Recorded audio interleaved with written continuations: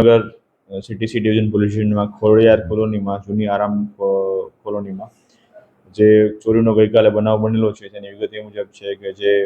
આ મકાનમાં જે ભાડેથી જે રહેતા હતા વ્યક્તિ એ બપોરના સમયે મકાન બંધ હોય તે સમયે કોઈ અજાણ્યા ઈસમ દ્વારા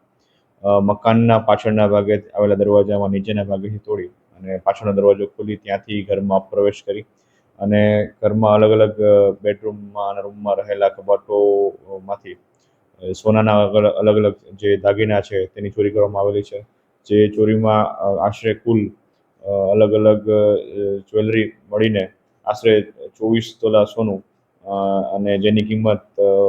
6,01,000 રૂપિયા જેટલી થાય છે એ બાબતના કુલ ચોરી થઈ છે.